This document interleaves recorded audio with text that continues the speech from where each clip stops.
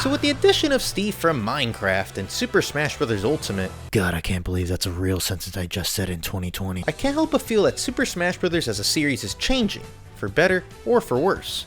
Or maybe I'm changing. Maybe hitting my quarter-life crisis in the middle of a pandemic is making me rethink my life choices. Maybe I shouldn't have bought Weezer's entire discography on vinyl as a lonely student in college, instead of saving the money for an emergency like this. But we all make terrible choices in life. Let's get into Super Smash Bros. The more I think about it, I gotta be honest with myself. I don't think Steve from Minecraft belongs in Smash Bros. There, I said it. Yep.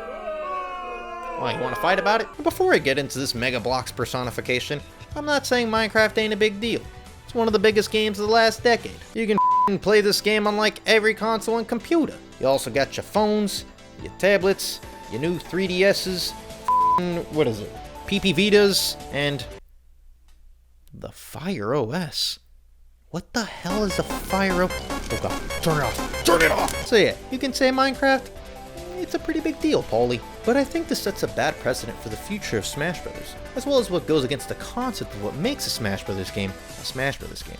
You following with me? And that's not to say there's not plenty of younger fans who aren't genuinely hyped about this, or plenty of adults unironically excited about Steve being playable.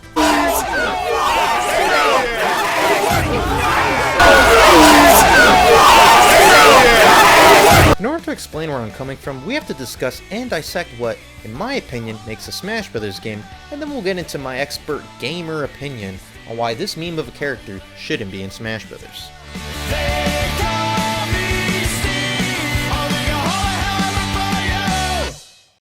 Before we jump into it, I think it's only fair that we define what Smash Bros. Was and what it meant to fans when it first released, so that everyone is on the same page, as well as what it's evolved into over time. Look, I ain't no developer, or Reggie for that matter. Please God, let me be Reggie for just one day, please. I'm just a fan of the series with his own opinions as to how characters should be picked, and all the characters they've added thus far have aligned with my reasoning. I've been with these games since the N64, so I think I know a thing or two about smashing and broing, and smashing with your bros.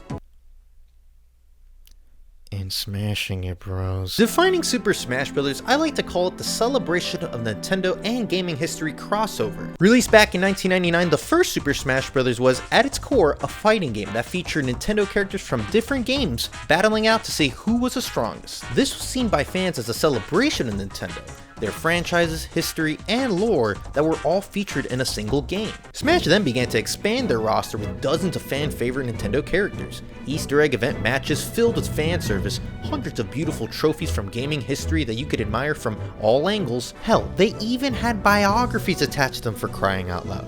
Think about it, someone got paid to write a Wikipedia article on this item.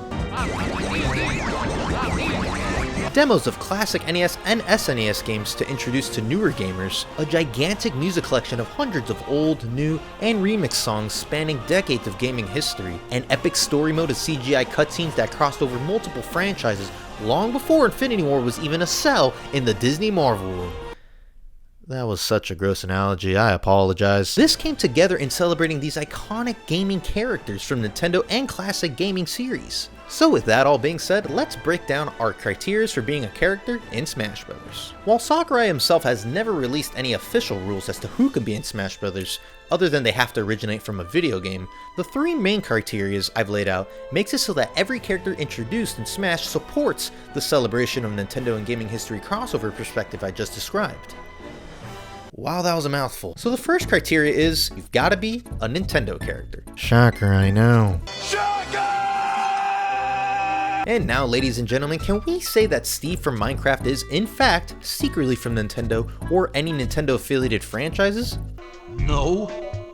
But just saying Steve isn't from a Nintendo property isn't enough, as we have to address the elephant in the room. It's rewind time. Our second criterion being a newcomer in Super Smash Bros. Is having their series get their start on Nintendo, despite not being a first-party character. So if you're a doofus, you'll probably see some third-party characters and think, these third-party characters don't got anything to do with Nintendo? Just look at that snake-looking guy. He didn't start on no Nintendo. Well, actually, let me click that refresh button on your brain, because Snake's first international appearance on a home console was in 1987 on the NES with Metal Gear. No solids included yet. In essence, his roots in gaming essentially started with Nintendo, even if his series would be on all types of consoles later on. Other examples of potential characters that could fit this criteria are characters like Ryu from Ninja Gaiden, Bomberman, Conquer, Chrono. Steve not getting a start on a Nintendo console is already a cardinal sin to our Lord and Savior, Daddy Sakurai. スマブラ開発中は毎日昼休みにスタッフと対戦をし、 And with that, let's take a look at our last criteria on being a newcomer in Super Smash Bros. Being a third-party character that comes from a classic franchise, like from the 70s to the 2000s, that had a strong connection to Nintendo. And look, I don't mean to sound like a boomer or anything, but we just left the 2010s, you know? It's okay to let that era, you know, cook in the oven a little longer, you know? Let that little crust get a little golden, if you know what I'm saying. And I loved gaming in the 2010s, but nobody really associated with Nintendo, what with the Wii U and whatnot.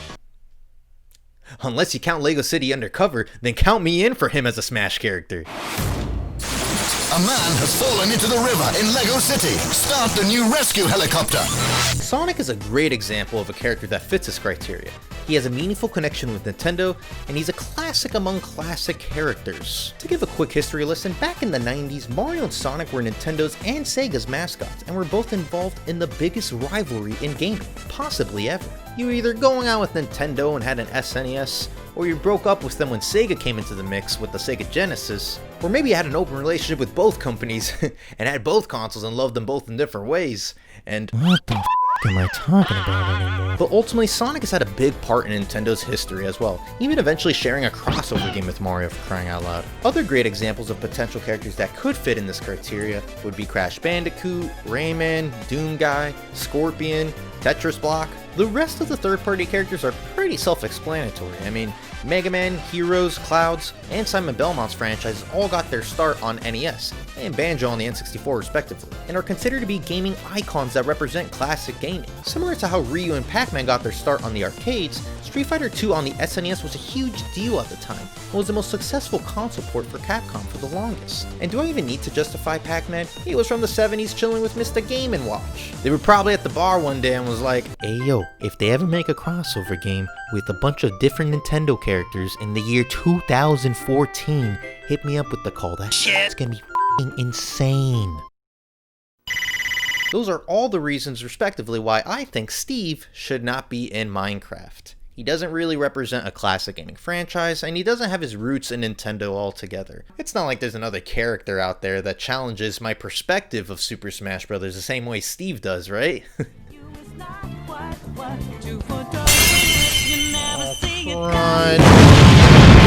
So the announcement and introduction of Joker kind of changes things. Like, everything. Joker comes from the Persona series, specifically Persona 5 on PS4.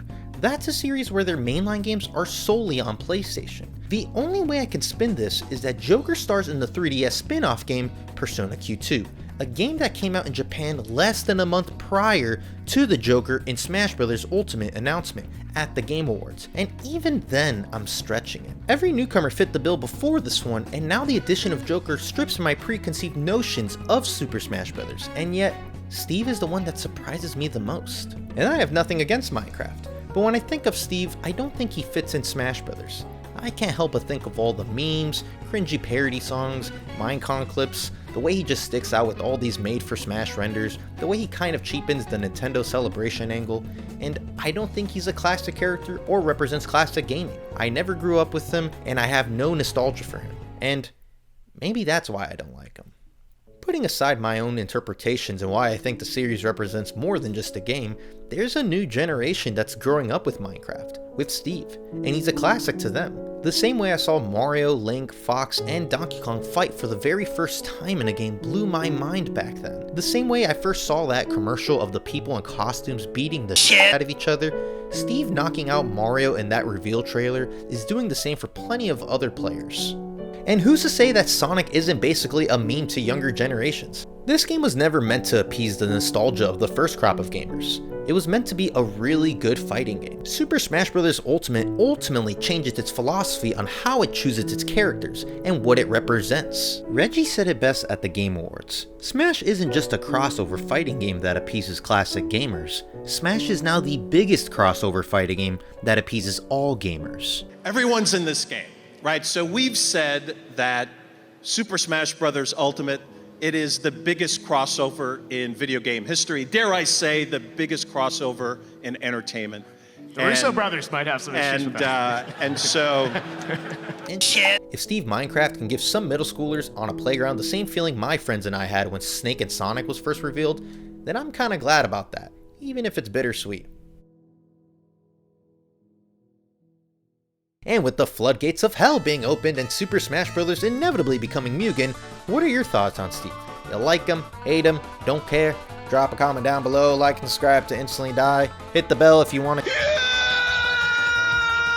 And I'll see you later. And before I go, anyone want to buy the blue album? I have all the color variants. Please. Thank you for watching. Click the subscribe button below to be notified on when Majora Threat releases a new video. Click the television on your screen to transport you to a similar video through the World Wide Web. Follow your dreams, protect Earth, and fight injustice. Goodbye, Internet travelers.